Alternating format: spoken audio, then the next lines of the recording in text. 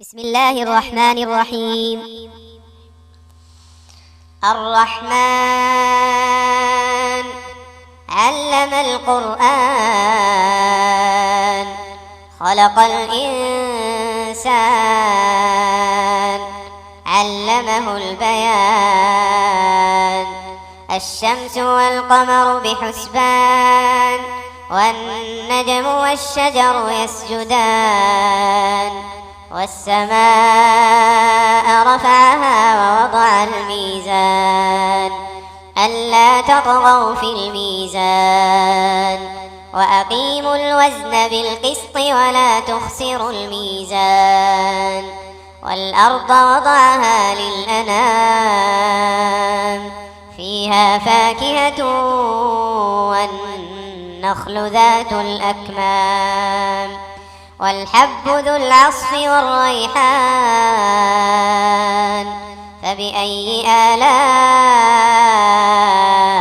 ربكما تكذبان؟ خلق الإنسان من صلصال كالفخار وخلق الجان من مارج من نار. فبأي آلاء ربكما تكذبان؟ رب المشرقين ورب المغربين. فبأي آلاء ربكما تكذبان؟ مرج البحرين يلتقيان بينهما برزخ لا يبغيان. فبأي آلاء ربكما تكذبان؟ يخرج منهما اللؤلؤ والمرجان. فبأي آلاء ربكما تكذبان؟ وله الجوار المنشآت في البحر كالأعلام. فبأي آلاء ربكما تكذبان؟ يسأل كل من عليها فان ويبقى وجه ربك ذو الجلال والإكرام. فبأي آلاء ربكما تكذبان؟ يسأله من في السماوات والأرض كل يوم هو في شأن. فبأي آلاء ربكما تكذبان؟ سنفرغ لكم أيها الثقلان. فبأي آلاء ربكما تكذبان؟ يا معشر الجن والإنس إن استطعتم أن تنفذوا من أقطار السماوات والأرض فانفذوا لا تنفذون إلا بسلطان. فبأي آلاء ربكما تكذبان؟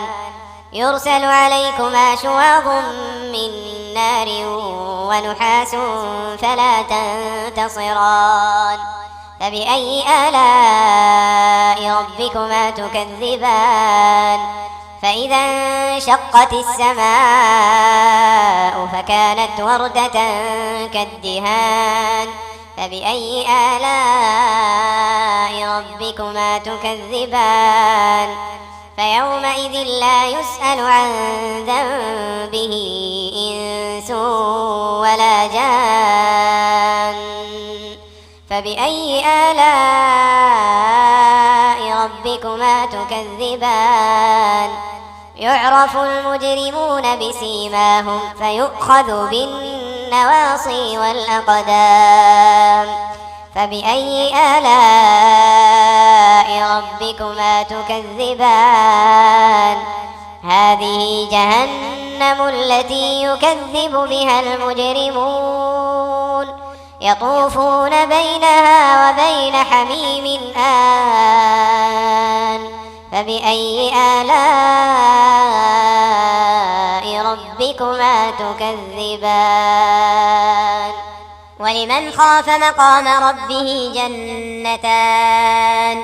فبأي آلاء ربكما تكذبان ذواتا أفنان فبأي آلاء ربكما تكذبان فيهما عينان تجريان فبأي آلاء ربكما تكذبان فيهما من كل فاكهة زوجان فبأي آلاء ربكما تكذبان متكئين على فرش بطائنها من استبرق وجنى الجنتين دان فبأي آلاء ربكما تكذبان فيهن قاصرات الطرف لم يطمثهن إنس قبلهم ولا جان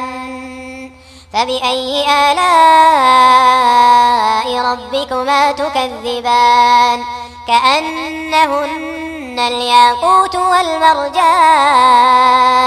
فبأي آلاء ربكما تكذبان هل جزاء الإحسان إلا الإحسان فبأي آلاء ربكما تكذبان ومن دونهما جنتان فبأي آلاء ربكما تكذبان مدهامتان